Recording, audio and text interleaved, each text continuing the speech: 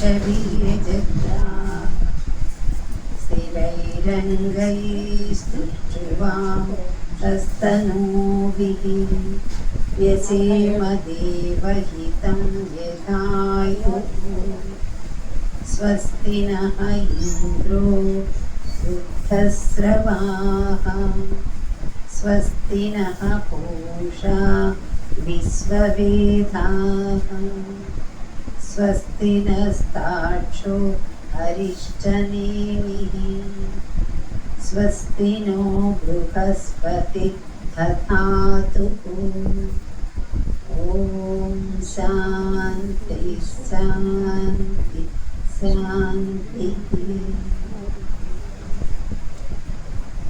దీనికి భావము, ఓ దేవతలారా, మా చెవులతో మేము మంచిని విందుము కాక, మా కనులతో మేము మంచినే చూతుము కాక, మాకు దేవతలు నిర్దేశించిన ఆయువు ఉన్నంత వరకు జీవించి మిమ్ములను స్తోత్రములు చేయుదుము కాక. పురాతనుడైన ప్రసిద్ధి చెందిన ఇంద్రుడును, లోక చక్షువై సర్వవేత్త అయిన సూర్యుడును, అరిష్టనాశకుడైన వాయువును, ఆత్మవిద్యను అనుగ్రహించు బృహస్పతియును మాకు శుభమును చేకూర్చుదురుగా. ఓం శాంతి శాంతి శాంతి.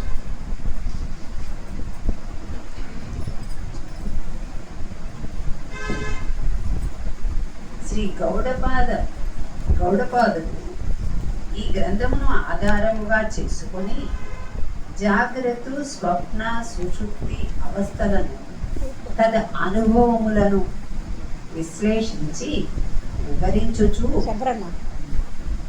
తద్వారా ఈ మూడింటికి జాగ్రత్త, స్వప్న, సుషుప్తి అవస్థలను ఆవల నుండి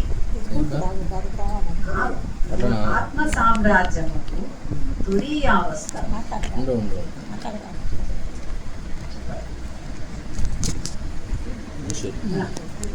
మన బుద్ధి గ్రాహ్యమగునట్లు, తురీయావస్థను మన బుద్ధి గ్రాహ్యమగునట్లు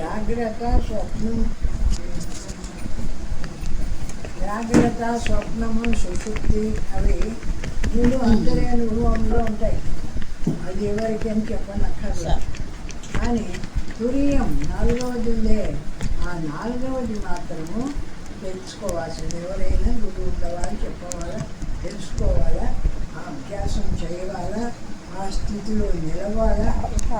వదిలేసి బ్రహ్మమాత్రంగానే ఉన్నటువంటి అనుభవ స్థితి ఆ బ్రహ్మస్వరూపము. కాబట్టి ఆ స్థితిని నాలుగవ స్థితిగా చెప్పినారు. ఆ నాలుగవ స్థితి అనేది అది మాత్రం ప్రత్యేకంగా అందరి అనుభవంలో ఉండదు కాబట్టి దాన్ని శాస్త్రం చేత తెలుసుకోవాల్సినట్టు ఉంటుంది. నాలుగవది అయినటువంటి ఆ ద్వితీయావస్థ అని ఇది ఆగమ ప్రకరణ. మొట్టమొదటిది ఆగమ ప్రకరణ. బుద్ధి గ్రాహ్యమగునట్లుగా చేయడానికి ప్రయత్నించుతున్నారు. వారికి అర్థమయ్యేటట్లు చెప్పవాలని ప్రయత్నం చేస్తున్నారు. మొదటి మంత్రం హరి ఓం ఓం ఇత్యేతదక్షరమిదం సర్వం తస్యోపవ్యాఖ్యానం భూతం భవద్భవిష్యదితి సర్వం ఓంకార ఏవ యచ్చాన్యత్రికాలాతీతం తదప్యోంకార ఏవ. ఈ ఓం అను అక్షరమే సర్వమును అయి ఉన్నది. ఈ ప్రపంచమంతా కూడా ఓం అనే అక్షరమే అయి ఉంది అంటారు. ఓం అనే అక్షరంలో కూడా జాగ్రత్త, స్వప్న, సుషుప్తులు ఉన్నాయి.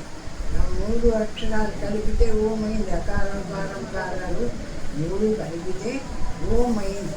కాబట్టి దాంట్లో అంతా కూడా ఈ ప్రపంచానికి సంబంధించిన మూడు ఉన్నాయి. ఓంకారము అనేది అకార, ఉకార, మకారాల తర్వాత ఓం అనే శబ్దం ఉందే, అది తురీయ స్థితి. ఆ ఆ తురీయ స్థితిని కూడా దాటి ఓం అన్నాక మళ్ళా ఓం అనడంలో నిశ్శబ్దం కొంచెంసేపు అనుభవింపబడుతుంది చూడు, అది తురియాతీతమైన బ్రహ్మస్థితి. ఒక ఓంకు మధ్యలో కలిగేటువంటి నిశ్శబ్ద స్థితి, అది తురియాతీతమైనటువంటిది. అంటే ఆ జ్ఞాన స్వరూపమైన శుద్ధ బ్రహ్మమే అది. అటువంటి స్థితి కలిగింది ఆ ఓంకారానికి ఉండేటువంటి మధ్యలో ఉండేటువంటి నిశ్శబ్దము. దీని వివరణము ముందు చెప్పబడుచున్నది. భూత భవిష్యత్ వర్తమానములు ఓం అనునందే ఉన్నవి. జరిగిపోయేటివి కానీ, జరగబోయేటివి కానీ, జరుగుతుండేటివి కానీ, ఇవన్నీ కూడా ఓం నందే ఉన్నాయి అంటాడు. త్రికాలాతీతమైనది ఏది కలదో అది కూడా ఓంకారమే అగుచున్నది. 3 కాలాలకు అతీతమైనది ఏది? జాగ్రత్త స్వప్న సుషుప్తులకు అతీతమైనది కూడా ఓంకారమే అగుతుందని. అంటే ఈ 3 దాటిన తర్వాత ఆ ఓం అనేటువంటి శబ్దము ఆ లాస్ట్కి వచ్చిన స్థితి కాబట్టి అది కూడా ఓంకార స్థితి అని ఉంటారు. మంత్రములోని హరి ఓం అను ఈ 2 పదములను గురువు యొక్క ప్రార్థన అని చెప్పవచ్చు. హరి ఓం అంటారు కదా, ఆ హరి ఓం అనేది గురువును ప్రార్థించడము అని చెప్పడం. శ్రీ శంకరాచార్యులు తన ఉపోద్ఘాతములో ఇట్లు చెప్పుచున్నారు. నామమునకు విషయమైన నామి రెండునూ ఒకటియే అగుట చేత ఇచ్చట ఓం అభిధానమునకే ప్రాముఖ్యం ఇవ్వబడింది. పేరునకు తగినటువంటి ఆ మనిషి గురువు ఎవరన్నా ఉంటారు కదా, అది ఒకటే. అంటే ఈ గురువును పేరుతో అనుకున్నా ఒకటే, ఆ ఓం అనేటువంటి రూపంతో గురువును ధ్యానించిన ఒకటే. కాబట్టి ఆ ఓం అనేటువంటి స్థితి గురువుకు దీనంగా చెప్పబడుతుంది. ఈ ఉపనిషత్తులో ప్రారంభమున ఆ ఓంలోని అక్షరముల ఉచ్చారణ విధానము వివరింపబడి పిమ్మట ఆ అక్షరములు ఏ భావమును సూచించుచున్నవో అది వివరింపబడి ఉన్నది. ఈ అధ్యాయంలో ఇప్పుడు చెప్తాట ఈ ఓం అనే దాంట్లో ఉండేటువంటి అక్షర సముదాయం యొక్క వివరణ ముందు తెలుపుతాట. ఆ బ్రహ్మత్వాన్ని గురించి 4వదిగా బ్రహ్మత్వం చెప్పడానికి గాను 3 ముందు చెప్తున్నారు. తస్యేతం ఉపవ్యాఖ్యానం దాని వివరణను అనుసరించుచున్నది. ప్రస్తుతము గురువు శిష్యునకు ఓమను అక్షరమును సులభ శైలిలో ఉచ్చరించుటకు గాను చెప్పి పిమ్మట అదే ఈ సర్వము అని పదం. ఆ ఓం అనే అక్షరమే ఈ సర్వము. అంటే మనం ఇప్పుడు ఏం చెప్పినాడు? జాగ్రత్త స్వప్న సుషుప్తులు 3 అనుభవింపబడుతున్నాయి అందరి చేత. ఆ జాగ్రత్త స్వప్న సుషుప్తులు 3టికి సంబంధించింది ఈ అకార ఉకార మకారాలు అనేటువంటి 3 అక్షరముల కలయిక ఓం అనేటువంటిది. కాబట్టి దాని గురించి ఇప్పుడు చెప్తాడు. శిష్యుని ప్రశ్న ఏమనగా, నేను అనుభవించుచున్న ఈ నానాత్వ విశిష్ట ప్రపంచము వెనుక సత్యతత్వము ఏదైనా కలదా? ఆ విధంగా శిష్యుడు అడుగుతున్నాడు. నేను అనుభవిస్తున్న ఈ ప్రపంచంలో అనేకంగా కనిపిస్తున్నాయి కదా, ఈ ప్రపంచంలో ఉండేటివి, ఈ అనేకమైన దీని వెనక ఇంకా ఏమైనా ఉందా అని అడుగుతాడు. గురువు అట్టి తత్వ సిద్ధాంతమును చెప్పదలుచుకున్న వాడై సర్వశక్తివంతమై దివ్యతత్వమైన ఆత్మ ఒకటి ఈ దృశ్యమానముకు బాహ్య ప్రపంచమునకు వెనుక ఉన్నది అని చెప్పుచున్నారు. ఇప్పుడు మనం ఏది మాట్లాడవాలన్నా ఏదైనా మాట్లాడవాలనుకుంటే ముందు నిశ్శబ్దం ఉంటుంది. దానికి ముందు ప్రతివాడు వెంట వదలడు. ఒక పదానికి కూడా మధ్యలో కొంచెం నిశ్శబ్దం ఉంటుంది. ఆ నిశ్శబ్దము అనేది ఏమిటిది అంటే అది పరమాత్మ స్వరూపం.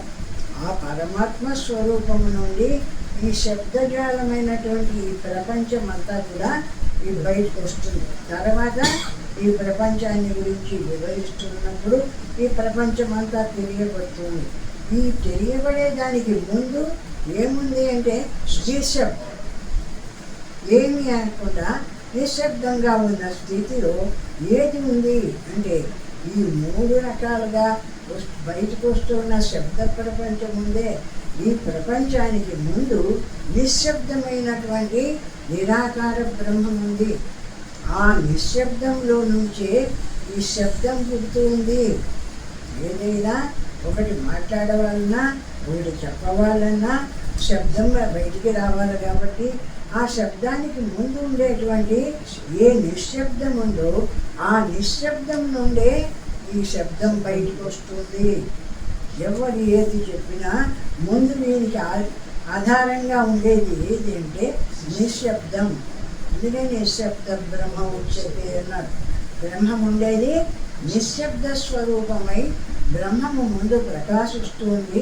ఆ బ్రహ్మంలోండి మేము శబ్ద రూపంగా ఏది చెప్పదలుచుకున్నాడో అది ఆ శబ్ద రూపంగా బయటకు వస్తుంది శాస్త్రం అంతా. ఇట్లు ఓంకారము, అందరి మాత్రలు, వాటి సూచనలు కూడా ఈ స్పష్ట ప్రపంచములకే కాక దానికి ఆధారముకు అద్వైత బ్రహ్మతత్వమునకు కూడా ప్రతీక అయి ఉన్నది. ఈ ఓం అనేటువంటి అక్షరము ఏదో ఈ ప్రపంచానికి సంబంధించిందే కాదు, పరమాత్మ స్వరూపానికి కూడా బ్రహ్మస్వరూపాన్ని ముందు చెప్పవాలంటే ఆ నిశ్శబ్దంలోంచి ఓం అనే శబ్దం వస్తుంది అని చెప్తున్నాడు. అట్లనే ఈ జగత్తు కూడా బయటికి రావాలంటే, ఒకరితో ఒకరు మనం మాట్లాడుకోవాలంటే, ఒక పని చేయవాలంటే దేనికైనా ముందు శబ్దం ఆధారంగా ఉంటుంది. ప్రతిదీ ఒకరికి ఒకరు చెప్పడము, ఒకరు వినడము, ఆ పని ఒకరు చేయడము, ఈ విధంగా ప్రతి పని శబ్దం మీద ఆధారపడి ఉంటుంది. ఆ శబ్దం అంతా ఎక్కడ ఈ జగత్తు రూపంగా శబ్ద రూపమై జగత్తుగా ప్రకాశిస్తుంది. బయటకు వచ్చిన తర్వాత ఈ జగత్ రూపకంగా బయటకు వచ్చిన ఈ శబ్దానికి ఆధారం ఏంటి అంటే నిశ్శబ్దము. ఆ నిశ్శబ్దము ఆ ఓంకార స్వరూపము అని చెప్పుకొస్తున్నారు. ఓంకారంలో ఉండేటువంటి 3 అక్షరాలు కలిపితే ఈ బయటకు వచ్చినటువంటి ప్రపంచమే. ఓంకు ముందు ఉండేటువంటి నిశ్శబ్దము అది బ్రహ్మస్వరూపం, కేవలము నిరాకారమైనటువంటి బ్రహ్మస్వరూపం. అది ఎట్లు అనుదానని ఈ ఉపనిషత్తునందు గల 12 మంత్రములు వివరించు. ఆ విధంగా ఎట్లా బయటకు వస్తుంది ఆ బ్రహ్మస్వరూపం నుండి, ఆ నిశ్శబ్దమైన బ్రహ్మస్వరూపం నుండి ఈ శబ్ద రూపంగా ఈ ప్రపంచమంతా ఎట్లా బయటకు వచ్చింది అనేటువంటి విషయాన్ని ఇప్పుడు 12 శ్లోకాలతో చెప్తారు. 2వ మంత్రం. సర్వం హేతద్ బ్రహ్మాయమాత్మా బ్రహ్మ సోయమాత్మా చతుష్పా. ఇది అంతయు బ్రహ్మయే, ఈ ప్రత్యేగాత్మ కూడా బ్రహ్మయే. అట్టి ఈ ఆత్మ చతుష్పాదములు కలది అవుతున్నది. ఈ బ్రహ్మస్వరూపమే మనకు చూచేదంతా కనపడేంతా కూడా బ్రహ్మస్వరూపమే. ఈ బ్రహ్మస్వరూపానికి 4 పాదాలు ఉన్నాయి.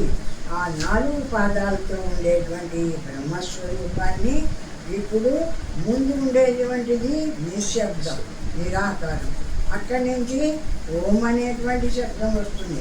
ఓం అనేటువంటి శబ్దంలో ఉకారమకారాలు 3 చేస్తున్నాయి. ఆ 3 జాగ్రత్త స్వప్న సుషుప్తులు అవుతున్నాయి. తురీయము అనేది 4వది నిశ్శబ్దము, శబ్దం కాదది. ఆ విధంగా ఆ పరమాత్మను ఈ జగత్తు ఈ శబ్దంలో నుండి బయటకు వచ్చిన ఈ ప్రపంచాన్ని అంతా కూడా ఆ బ్రహ్మస్వరూపం నుండే బయటకు వస్తుంది అన్న విషయంగా చెప్తున్నారు. అవిభాజ్యమైనప్పటికీ ఆ ఆత్మతత్వము మన హృదయ కుహరంలో విస్పష్టముగా అవతరించినది. అవిభక్తము అవిభాజ్యము అంటే అవిభక్తం అంటే వేరువేరుగా ఉండేది కాదు. అవిభాజ్యము అంటే వేరువేరుగా చేయవలసిందే కాదు, వేరువేరుగా ఉండేది కాదు, ఒక్కటిగానే ఉంది ఆ బ్రహ్మత్వం అనేది. మూడు విధాలుగా బయటకు వస్తున్నా ఒకటే మూడు విధాలుగా బయటకు వస్తుంది, కానీ ఒక్కొక్క దాంట్లో ఒక్కొక్కటి బయటికి రాలేదు. కాబట్టి సర్వము బ్రహ్మస్వరూపం అందే పుడుతుంది, బ్రహ్మస్వరూపం అందే నిలిచి బ్రహ్మస్వరూపం చేతనే తెలియబడుతుంది జగత్తంతా కూడా. అజమై అనియతమైన బ్రహ్మయే సత్యము, అది సర్వవ్యాపి. అది అజమై అంటే పుట్టనిదై ఎప్పటికీ ఉండేటువంటిదై, అజమై అనియతమై అనియతమై అనియతమై. నియతము అంటే ఇట్లుండవాలా అట్లుండవాలా అట్లుండవాలా అనే నియమం లేదు, ఎప్పటికీ ఉంది. జ్ఞానస్వరూపమైన పరమాత్మ ఎప్పటికీ ప్రకాశిస్తున్నాడు. ఆ విధంగా జ్ఞానస్వరూపమైన బ్రహ్మము ముందుంది అని చెప్తున్నాడు. అది సర్వవ్యాపి, అది అంతటా ఉండేటువంటిది. అది ఏదైనా ఒక పదార్థంలో ఉండి ఒక పదార్థంలో లేకపోతుంది అంటే ఇట్లా కాదు, అంతటా వ్యాపించి ఉంది ఆ బ్రహ్మస్వరూపము. ఆ బ్రహ్మస్వరూపం నుండే సమస్తము బయటకు వస్తుంది అంటారు. ఇచ్చట ఉపనిషత్తు అయమాత్మ బ్రహ్మ, ప్రత్యేక వ్యక్తిలోని నేను ఆ సర్వవ్యాపి అయిన నేను అవుతున్నది. అది అయమాత్మ బ్రహ్మ అంటే నేను ఆ బ్రహ్మస్వరూపుడను అని చెప్తున్నాడు. ఒకడిలో ప్రత్యేకమైన ఈ బ్రహ్మము వాణిలోది మాత్రమే కాదు, అయమాత్మ బ్రహ్మ. నేను ఈ శరీరంలో నేను జ్ఞానస్వరూపమై ప్రకాశిస్తున్నాను, ఆ నేను సర్వవ్యాపకంగా అంతటా ప్రకాశించేటువంటి శుద్ధ బ్రహ్మస్వరూపమై ప్రకాశిస్తున్నాను అంటారు. ఇచ్చట 4 పాదములు అనగా 4 విధములైన కర్మక్షేత్రములు. మొదటి 3 4వ దానిలో లీనమైపోనప్పటికీ ఆ ఆత్మ 4 క్షేత్రములలో 4 విధములుగా అభివ్యక్తమవుతున్నదని భావం. అది అందరూ నిలిచిపోయినాక మౌనంగా నిలిచిపెడితే నిరాకారము నిశ్శబ్దము అనుకుంటాం కదా, అది బ్రహ్మము అంటున్నాం కదా. కానీ ఆ నిరాకారము నిశ్శబ్దమే నా బ్రహ్మము కాదు, ఆ జ్ఞానస్వరూపమైన ఆ బ్రహ్మమే జాగ్రత్తలో ఒకటిగా ప్రకాశిస్తుంది, స్వప్నంలో ఇంకొక రకంగా ప్రకాశిస్తుంది, గాఢ నిద్రలో ఒక రకంగా ప్రకాశిస్తుంది. ఆ విధంగా ఈ 3 అవస్థల్లో కూడా మనం అనుభవించేటువంటి జాగ్రత్త, స్వప్నం, సుషుప్తుల్లో 3 అవస్థల్లో కూడా ఈ బ్రహ్మము ప్రకాశిస్తుంది. ఒక్కొక్క విధంగా ఒక్కొక్క అవస్థలో ఒక్కొక్క విధంగా ఆ బ్రహ్మము ప్రకాశిస్తుంది మనలో. ఆ జాగ్రత్త, స్వప్న, సుషుప్త అవస్థలను అధిగమించి 4వదగు తురీయ అవస్థను చేరినంతనే ఈ 3 అవస్థలు అందులో లీనమై ఏకమై పూర్ణతను పొందుతున్నారు. ఎవరైనా ధ్యానం చేసేటువంటి వాడు ఈ జాగ్రత్త, స్వప్న, సుషుప్తులను 3ని దాటేసి ఇవి ఏవి నేను కాదు, నేను ఎవరు ఉంటే ఆ జ్ఞానస్వరూపమైన బ్రహ్మస్వరూపుణ్ణి, ఆ బ్రహ్మం నేను అని మౌనంగా బ్రహ్మమాత్రంగా నిలబడినప్పుడు ఈ 3 అవస్థల్లో ఏ జ్ఞానమైతే అన్నిటిలో ఒక్కొక్క అవస్థలో ఒక్కొక్క విధంగా ప్రసరిస్తూ వచ్చిందో ఆ జ్ఞానము ఈ 4వ అవస్థలోకి వచ్చే వాళ్ళకి నిరాకారంగా మౌనంగా ధ్యానం చేస్తున్నామనుకో, ఇప్పుడు 3 అవస్థలు ఇంతకుముందు అనుభవించిన జాగ్రత్త, స్వప్నం, సుషుప్తులు అనేటువంటి ఈ 3 అవస్థల్లో నా జ్ఞానము ఒక్కొక్క అవస్థలో ఒక్కొక్క రకంగా ప్రకాశించిందో ఆ జ్ఞానము ఈ 4వ అవస్థలో ఇప్పుడు అహం బ్రహ్మాస్మి శివోహం అని అంటాం కదా, ఆ బ్రహ్మమాత్రంగా ఎప్పుడు నిలబడినానో ఈ 4వదైన 3 అవస్థలు దాటి తురీయ రూపమైన ఈ 4వదైన ఏ బ్రహ్మం ఉందో ఆ బ్రహ్మంలో ఏకత్వం కలిగి తెలియబడుతూ ఉంది. ఇప్పుడు 3 అవస్థలు ఉంటే ఒక్కొక్క అవస్థలో మనకెదురుగా స్వప్నం ఒకటి ఉంది, మనకెదురుగా జాగ్రత్త ఒకటి ఉంది, మనకేం తెలియనటువంటి నిద్ర ఒకటి ఉంది.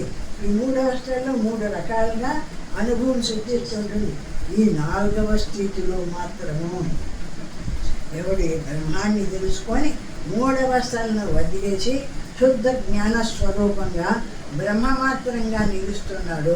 ఇక్కడ బ్రహ్మస్వరూపం తప్ప ఇంకొకటి లేదు.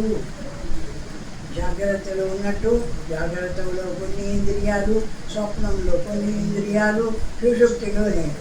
మూఢమైన స్థితి ఇవన్నీ లేకుండా ఒక జ్ఞాన స్వరూపంలో ఒక బ్రహ్మమై ఈ బ్రహ్మం నేను, ఈ పరమాత్మ నేను అని బ్రహ్మమాత్రంగా నిలబడుతున్నాడు 4వ స్థితిలో. ఈ 3 అవస్థల్లో మాదిరి ఈ ప్రపంచంగా దేహంగా ఆ విధంగా నిలబడంగా దాటేసినాడు. 3ని దాటేసి 4వ స్థితిలోకి పోయే వాళ్ళకి నిరాకారమైన అఖండమైన బ్రహ్మమేదుందో అనంతమై ఆ బ్రహ్మమాత్రంగా నిలబడుతున్నారు. అక్కడ ఈ 3 అవస్థలు లయించిపోయినాయి. అక్కడ కనపడడంలో ఇంకా ఏది కనిపిస్తుంది? అఖండాకారమైన నిరాకారమైన బ్రహ్మమే కనిపిస్తుంది. కానీ బ్రహ్మమాత్రంగా నిలిచినప్పుడు నాకు పోయిన జాగ్రత్త కనపడిందా, స్వప్నం కనపడిందా, సుషుప్తి కనపడిందా అంటే ఇవేవి కనపడలేదు. ఏమైనాయి? ఈ 3 అవస్థలు ఆ జ్ఞానస్వరూపమైన ఆ తురీయమైన బ్రహ్మమందు లయించిపోయినాయి. అవి లయించిపోయి శుద్ధ బ్రహ్మం ఏదుందో బ్రహ్మం మాత్రమే నాకు తెలియబడుతుంది. ఆ బ్రహ్మ స్థితిలో, ఆ పరమాత్మ స్థితిలో.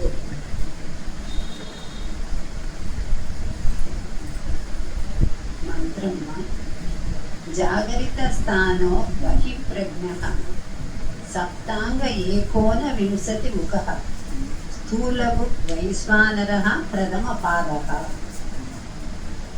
పాదము